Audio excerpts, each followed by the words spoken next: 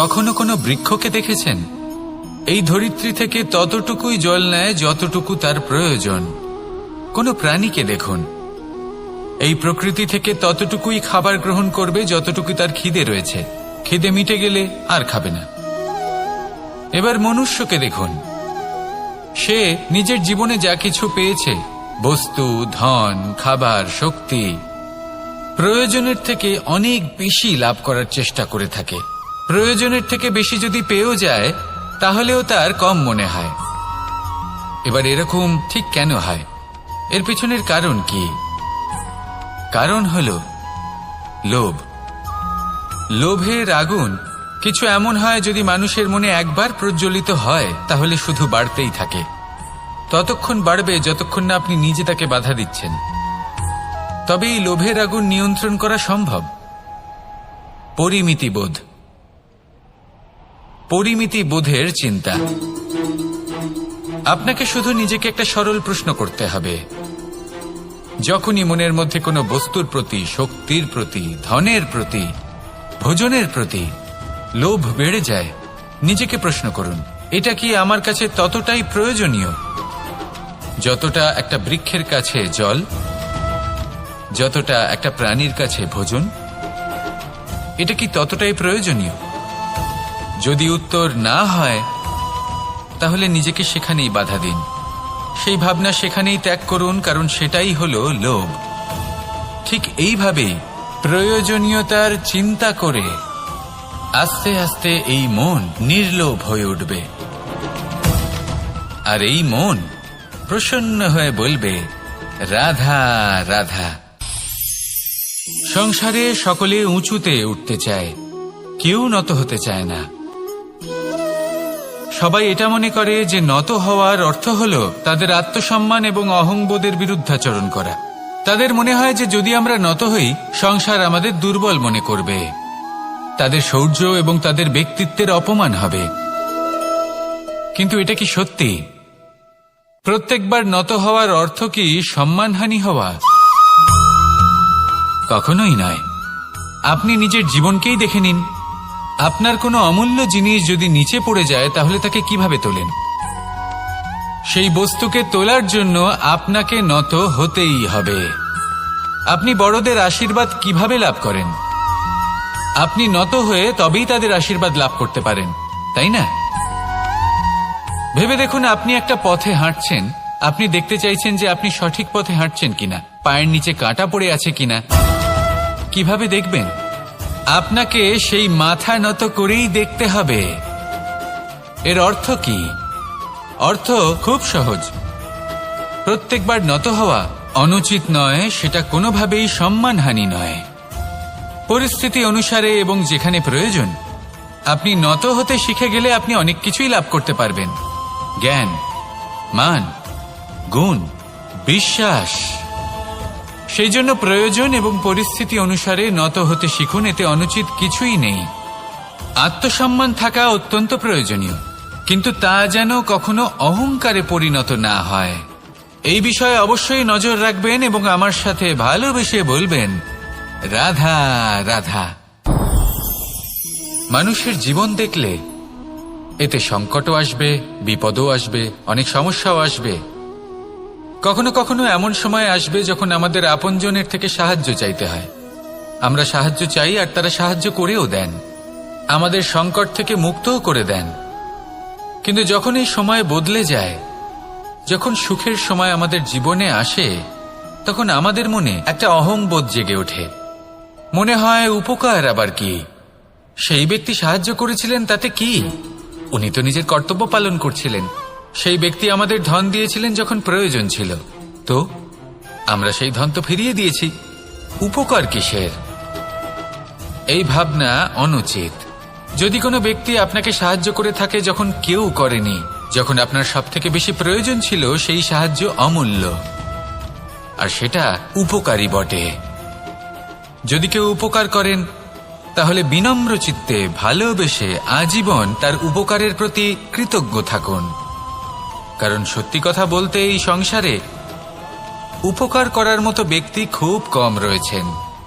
আর উপকারের কথা মনে রাখেন এমন কৃতজ্ঞ ব্যক্তি আরো কম।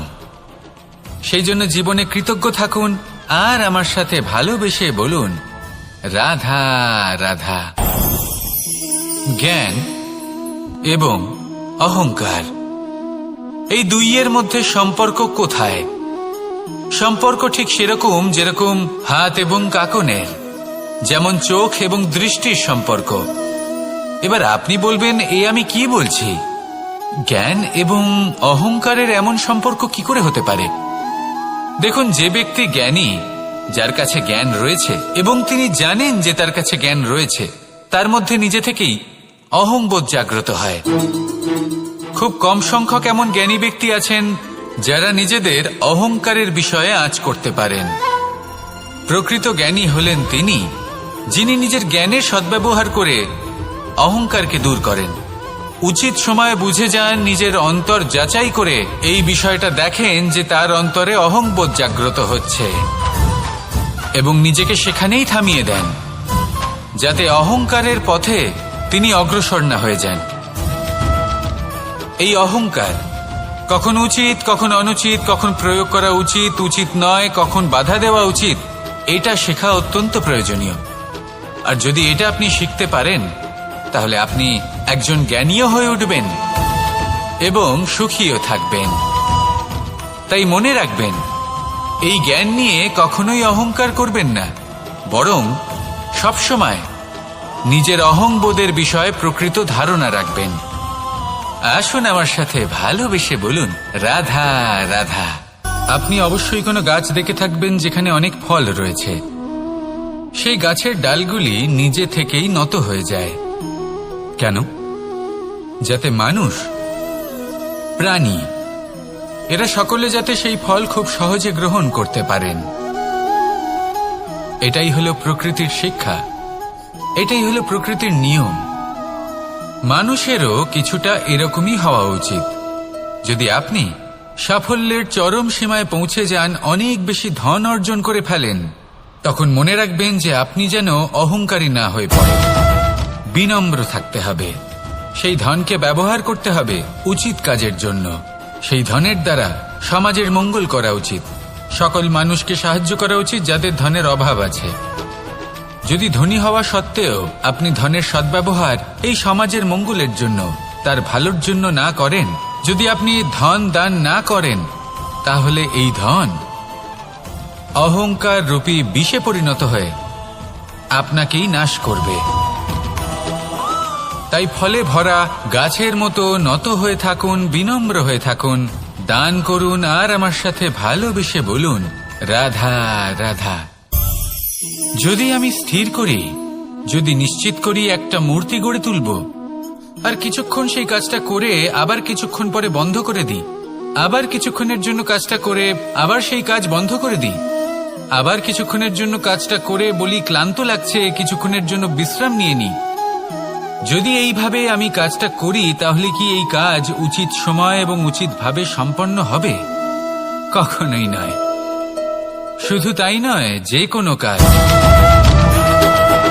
যদি পূর্ণ করতে হয়, উচিতভাবে করতে হয়, উচিত সময়ের মধ্যে করতে হয়, তাহলে প্রয়োজন সততার এবং অখণ্ড প্রচেষ্টার। সততা ছাড়া আপনি যে কাজই করুন না কেন, উচিত সময় তা সম্পূর্ণ হবে না, আর মনোবাঞ্ছিত ফল আপনি কখনোই পাবেন না। তাই যে কাজই আরম্ভ করুন না কেন, সততার সাথে এবং অখণ্ড প্রচেষ্টার সাথে করুন। তখনই কর্ম এবং তখনই এই জীবন সফল হবে এবং এই মন প্রসন্ন হয়ে বলবে রাধা রাধা। বিন্দু বিন্দু জলেই সাগর নির্মাণ হয়। এবার এই কথা আমরা সকলে জানি।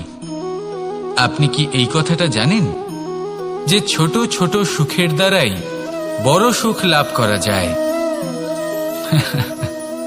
একজন বাবাকে দেখুন, সন্তানের জন্ম থেকে তার যুবক হওয়া পর্যন্ত তার সাথে ছোট ছোট সুখ যাপন করেন। এই ছোট ছোট সুখগুলি তাদের প্রেমের সম্পর্কে গভীরতা নিয়ে আসে এবং প্রেমের এই গভীরতা তাদের জীবনে বড় সুখ নিয়ে আসে। এটা ঠিক সেই রকম যেরকম বিশাল এক সমুদ্রে, গভীর এক সমুদ্রে অমূল্য রত্ন খুঁজে পাওয়া যায়। এটাও ঠিক সেই রকমই। সেই জন্য জীবনে বড় বড় সুখের খোঁজ করতে গিয়ে সময় নষ্ট করবেন না। এই যে ছোট ছোট সুখ আছে, এগুলোকে যাপন করা শুরু করুন, এগুলোর আনন্দ লাভ করুন, এগুলো নিয়ে উৎসব পালন করুন, প্রেমের গভীরতা বুঝুন আর এই গভীর প্রেমে মন নিমজ্জিত করুন।